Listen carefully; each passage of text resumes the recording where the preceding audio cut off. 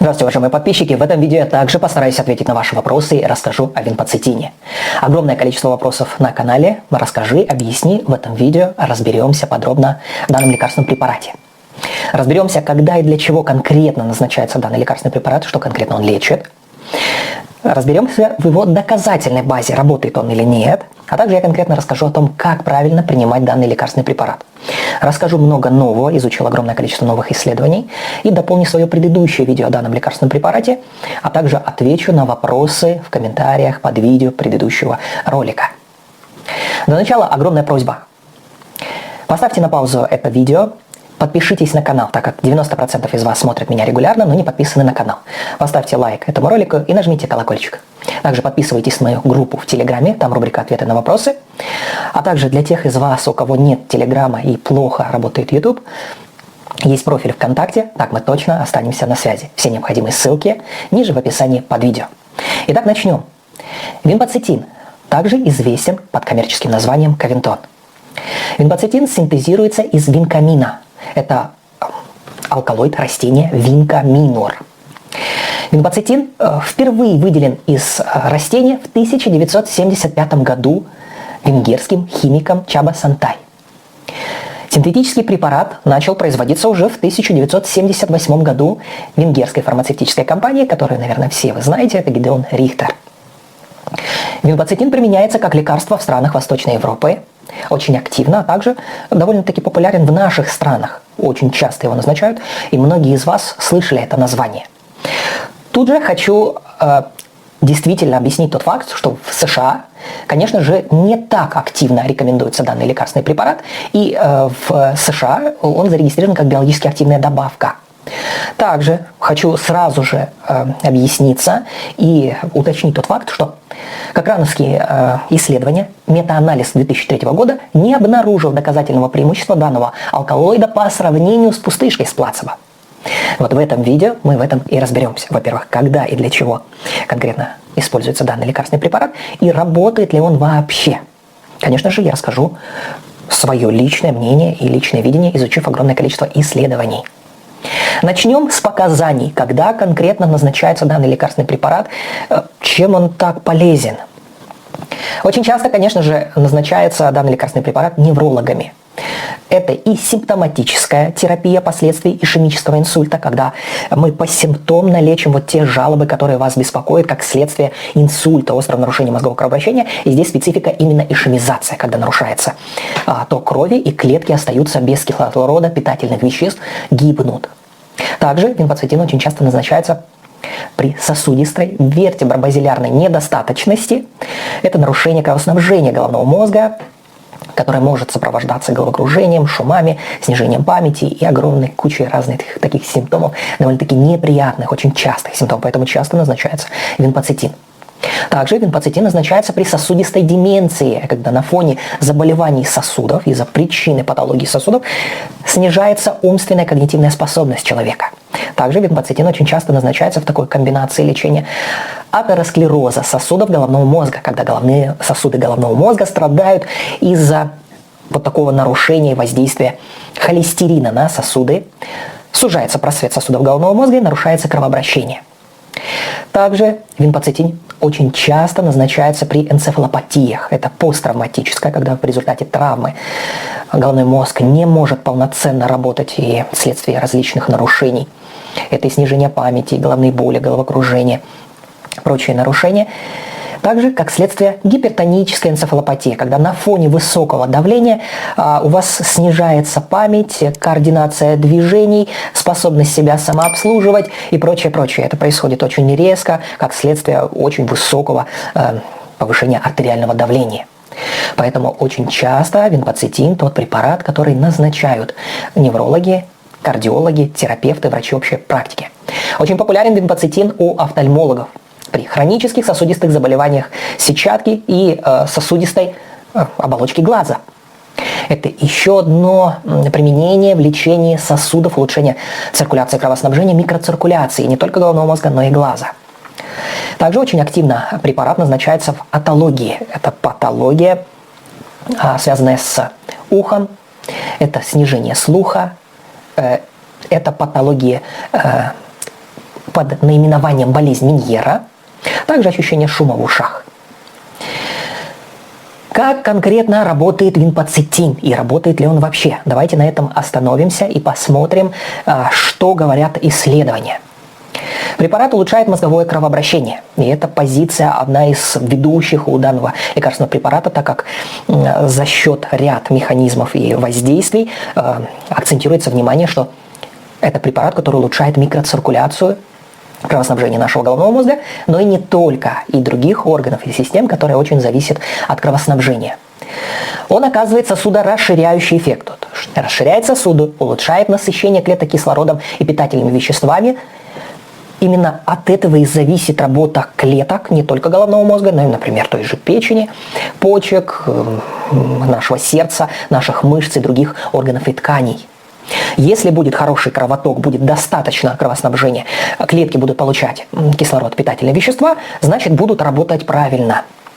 Винпоцетин способствует выживаемости клеток при кислородном голодании. То есть в стрессовых состояниях клетки мозга выживают. Это антигипоксический эффект. При равных условиях, если у вас больше стресса, больше каких-то сопутствующих хронических заболеваний, принимая винпоцетин, результат будет лучше в сравнении с тем пациентом, который не принимал вообще ничего. Также винпоцетин обладает таким агрегантным действием, улучшает показатели крови, разжижая ее. То есть он препятствует склеиванию тромбоцитов. Лучше вот эта реология крови, лучше кровоток, быстрее этот кровоток, более качественный этот кровоток. Как следствие, мы имеем лучшие процессы наших внутренних органов и головного мозга в том числе. Конечно, дальше будет немножко сложно понять, но это для специалистов и для такой доказательной базы. Я должен тоже об этом сказать, чтобы это не было как-то вот пустословно. Это препарат, который работает согласно следующему механизму действия. Этот механизм связан с ингибированием фосфодиэстеразы. Это приводит к повышению содержания циклической АМЭ в клетках, что в свою очередь вызывает снижение содержания кальция в цитоплазме гладкомышечных клеток и расслабление миофибрил. Это очень важно. Именно этим и обосновывается научная такая вот работа, значит, и действие данного лекарственного препарата. Также винпоцетин улучшает метаболизм в тканях и расширяет сосуды головного мозга. То есть метаболизм – это когда клетка более качественно, более быстро усваивает, значит, питательные вещества, кислород и различные микроэлементы, вещества и прочее, все, что необходимо для нормального функционирования, и работает более качественно. Расширяя сосуды, усиливает также кровоток, преимущественно в ишемических вот таких вот зонах, очагах. Это очень важно. Там, где нарушается кровоток, клетки недополучают, либо находятся в постоянной гипоксии, то есть голодовке. Это ишемические процессы. Они могут быть хроническими, могут быть острыми, выраженными. И как следствие получается гибель этих клеток. Улучшая вот это кровоснабжение и циркуляцию, клетки не гибнут. Улучшает снабжение головного мозга кислородом. Очень важный такой механизм, который тоже сейчас очень популярен, и целый ряд исследований именно акцентирует на вот эту полезную функцию винпоцетина, то есть это препарат, который способствует утилизации глюкозы. Следовательно, больше энергии клетки получают, вырабатывают, организм получает большее количество энергии. Захватывается больше глюкозы, клетка продуцирует больше энергии, следовательно, уже клетки качественнее работают, ткань и орган уже более эффективны. Это очень важно, потому что клетки в тех же разных условиях стимулируется вот этот именно метаболизм. При равных условиях здесь продуктивность будет выше. Стимулируется метаболизм еще и наших таких вот гормонов, стимуляторов, норадреналина, серотонина в тканях мозга. Винпоцетин способствует и нормализации венозного оттока, что тоже очень важно, потому что эти застойные процессы очень губительны для нашего головного мозга. Что очень тоже важно, и на что хотел обратить ваше внимание, винпоцетин систематично снижает артериальное давление, но делает это незначительно по сравнению, например, с более сильными, более выраженными сосудистыми препаратами. И здесь сразу хочу оговориться, да, это тот препарат, который не заменит, конечно же, более сильные лекарственные действия. Здесь это больше будет эффективность биологически активной добавки, возможно. Тоже это будет зависеть от специфики патологии, заболевания, дозировки, длительности лечения сопутствующих заболеваний. Но и вот в том случае, когда нет выраженного нарушения. И в том случае, когда у вас и так низкое давление, здесь будет более мягкий эффект. Поэтому более сильный сосудистый препарат, который уронит давление, и вы получите тошнотно-рвотное состояние, обморочное состояние, и не сможете вообще принимать препарат, винпоцитин в этом случае придет на помощь. Целый ряд исследований о том, что винпоцитин эффективен в остром периоде инсульта. Он ускоряет регресс, действительно общемозговое такое влияние, влияние на очаг, и также еще и симптоматическое лечение и улучшение памяти, внимания, интеллектуальной такой способности, продуктивности головного мозга и, конечно же, заряд энергии.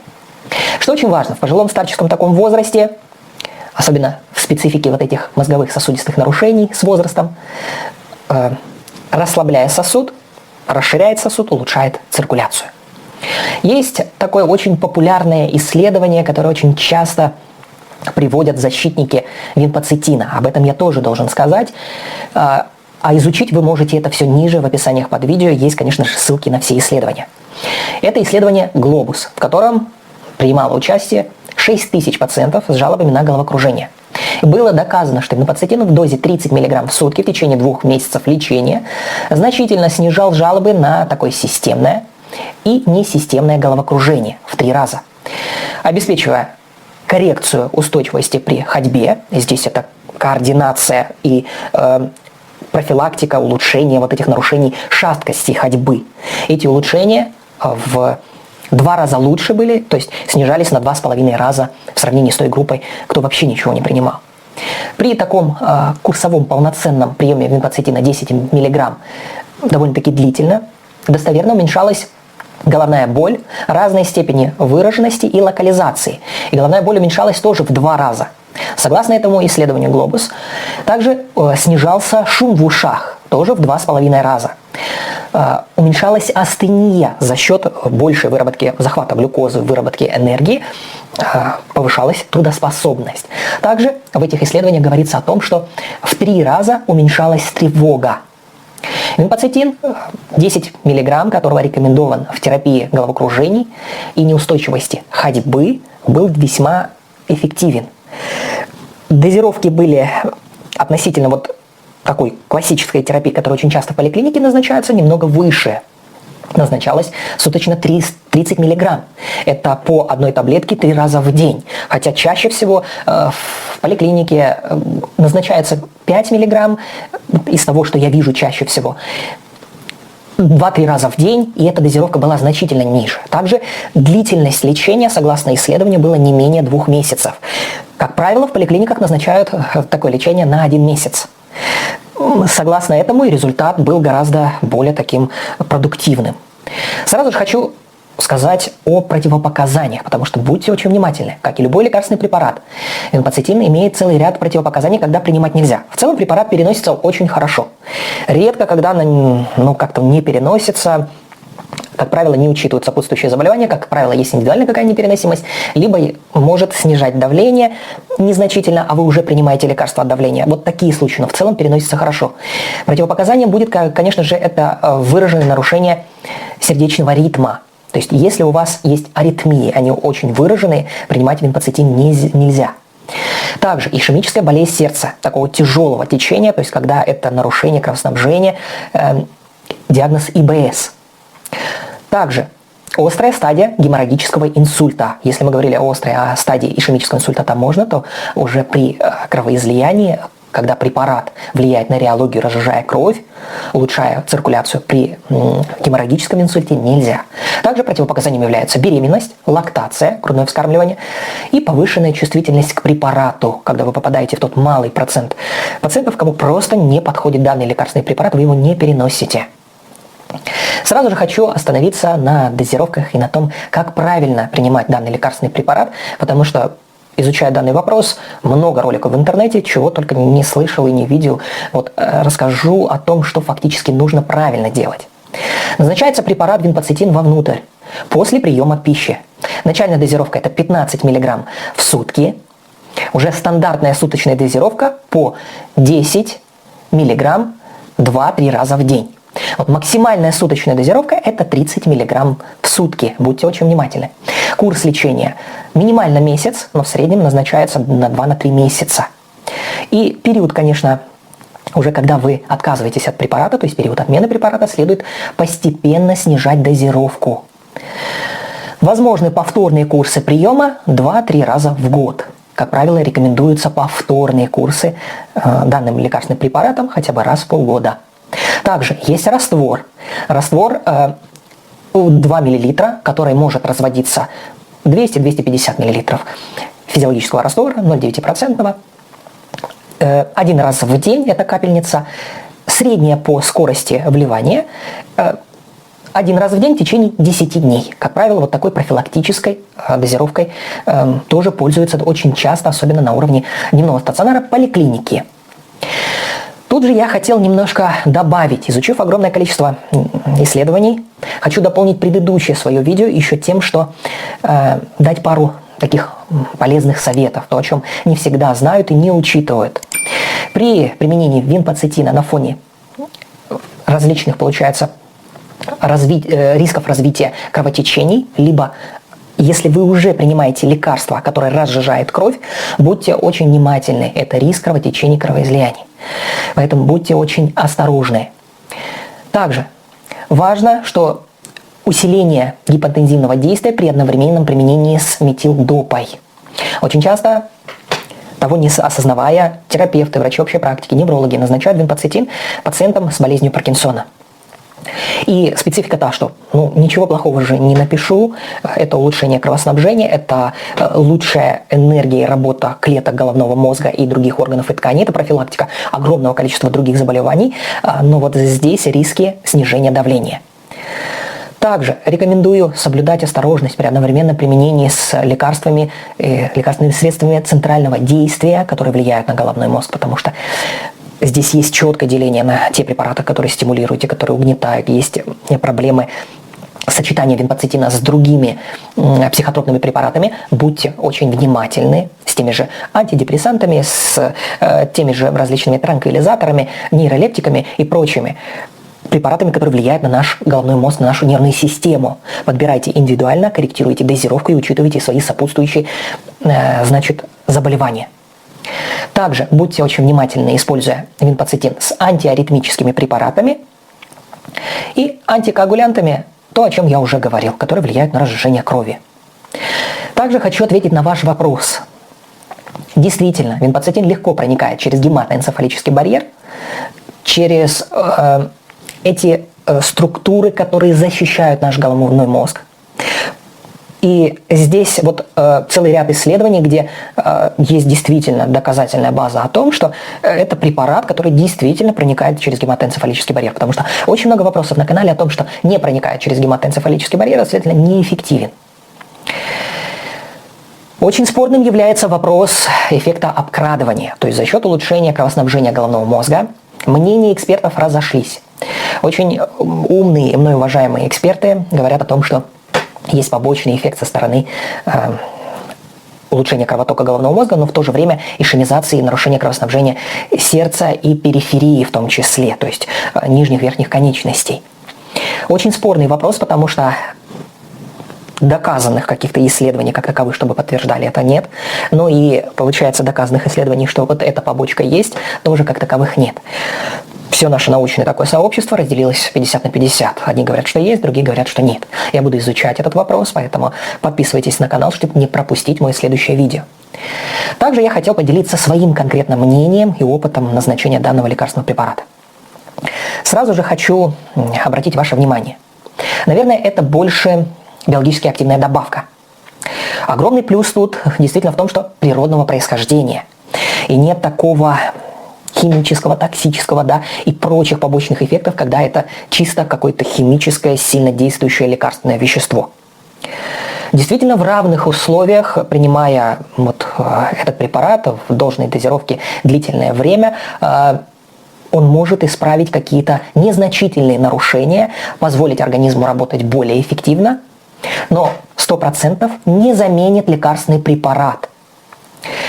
Важно учитывать степень тяжести своего заболевания, какие осложнения могут быть, какие сопутствующие заболевания, какие лекарства вы уже принимаете, чтобы банально во-первых, не навредить себе, действительно не терять время, а использовать уже более действующее, более сильное лекарственное вещество, и в то же время, учитывая все, не навредить себе. Поэтому будьте очень внимательны. Если это средней степени нарушения, более выраженное нарушение, конечно же, принимайте более сильные лекарственные препараты. Если это легкое либо умеренное нарушение, либо стремление улучшить функционал организма, дав ему преимущество в равных условиях, улучшить кровоток, дать больше энергии, защитить клетки от стрессовых воздействий, разжижать кровь, реологию улучшить, чтобы улучшить ту же микроциркуляцию. Либо как самостоятельное лекарственное вещество, либо в комбинации с другими более сильными, более действенными лекарственными препаратами.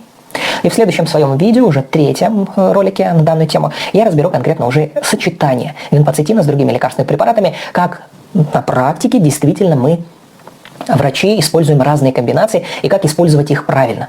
Подпишись на канал, не пропускай эту информацию. Также переходите в группу в Телеграме, там рубрика «Ответы на вопросы», бесплатные консультации. Если у вас плохо работает YouTube, переходите на мой профиль ВКонтакте, так мы точно останемся на связи. Поддержите канал, все необходимые ссылки ниже в описании под видео. Также поддержите наш канал, заказывайте чаи. Всем пока, встретимся в следующем ролике. На этом закончим ролик. На канале можете найти много интересных видео о пользе и вреде овощей и фруктов, а также о болезнях и способах их лечения. Поэтому прошу не забыть подписаться на канал и нажать на колокольчик. Еще буду благодарен, если поставите лайк и поделитесь роликом с родными и близкими.